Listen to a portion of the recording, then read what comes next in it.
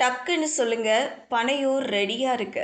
விஜயை காட்டி பூச்சாண்டி அரசியல். ஓபிஎஸ் போட்ட கணக்கு. 2026 சட்டமன்ற தேர்தலில் கிட்டத்தட்ட தனிமைப்படுத்தப்பட்ட நிலைக்கு சென்றிருக்கிறார் ஓ பன்னீர்செல்வம். அதிமுகவில் இருந்து வெளியேற்றப்பட்டும் பாஜகவும் கண்டுகொள்ளாத நிலையில் தற்போது என்ன செய்வது என தெரியாமல் புலம்புவதாக சொல்கின்றனர். இந்த நிலையில் விஜய் கூட்டணிக்கு அழைக்கிறார் என பூச்சாண்டி அரசியல் செய்து அரசியலில் இணையும் முடிவுக்கு ஓபிஎஸ் வந்திருப்பதாக சொல்லப்படுகிறது. காங்கிரஸ் திமுகவிடம் பேசுவது போலவே ஓபிஎஸும் விஜயை காரணம் காட்டி பாஜகவுடன் பேரம் பேசுகிறார் என்கின்றனர். 2026 சட்டமன்ற தேர்தலை முன்னிட்டு தமிழக அரசியல் களம் நாளுக்கு நாள் சூடு பிடித்து வருகிறது. கட்சிகளுக்குள் மட்டுமல்ல, கூட்டணி வட்டாரங்களிலும் பரபரப்பான நகர்வுகள், யூகங்கள், பூச்சாண்டி அரசியல் என பல்வேறு நாடகங்கள் அரங்கேறி வருகின்றன. அந்த வகையில் முன்னாள் முதல்வர் ஓ பன்னீர்செல்வம் தொடர்பான அரசியல் யூகங்கள் தற்போது மீண்டும் தீவிரமாக பேசப்படுகின்றன.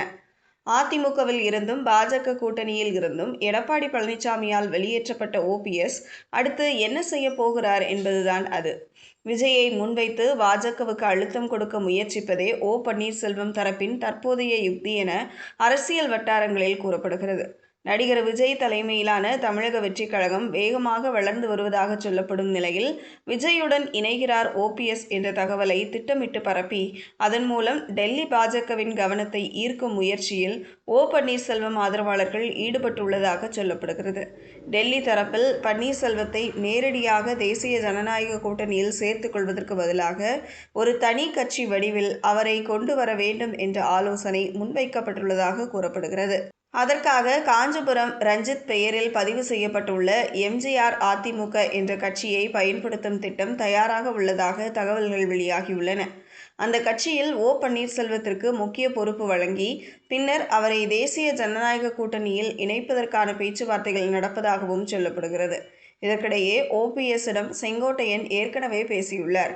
விஜய் தலைமையிலான தமிழக வெற்றிக் கழக கூட்டணியில் பன்னீர் தரப்புக்கு 10 முதல் 12 தொகுதிகள் வரை ஒதுக்க தயாராக இருக்கிறார்கள் என்ற தகவல் பாஜக தலைமையகமான கமலாலயம் வரை கொண்டு செல்லப்படுவதாக கூறப்படுகிறது. இந்த தகவல்களின் நோக்கம் ஒன்றே ஒன்றுதான். அது டெல்லி பாஜக தலைமையை இறங்கி வரச் செய்து ஓ பன்னீர்செல்வத்தை மீண்டும் அதிமுகவில் இணைத்து கொள்ள எடப்பாடி அழுத்தம் கொடுப்பது. இதுதான் ஓபிஎஸ் விசுவாசிகளின் அரசியல் கணக்கு என அரசியல் பார்வையாளர்கள் கூறுகின்றனர்.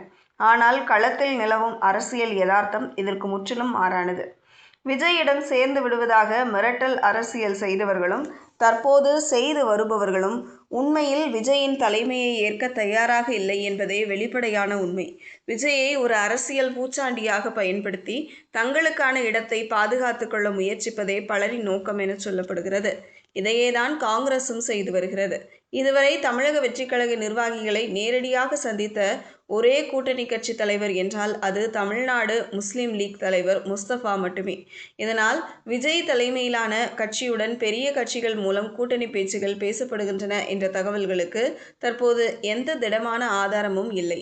மொத்தத்தில் ஓ பன்னீர்செல்வம் தரப்பு அரசியல் என்பது இப்போது முழுக்க முழுக்க யூகங்கள், போலி தகவல்கள் கசிய விடுவது என நகர்கிறது.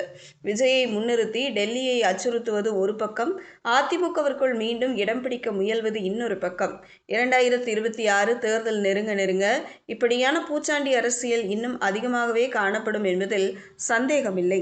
ஆனால் இறுதியில் யார் யாருடன் கைகோர்ப்பார்கள் என்பதை காலம்தான் தீர்மானிக்க வேண்டும்.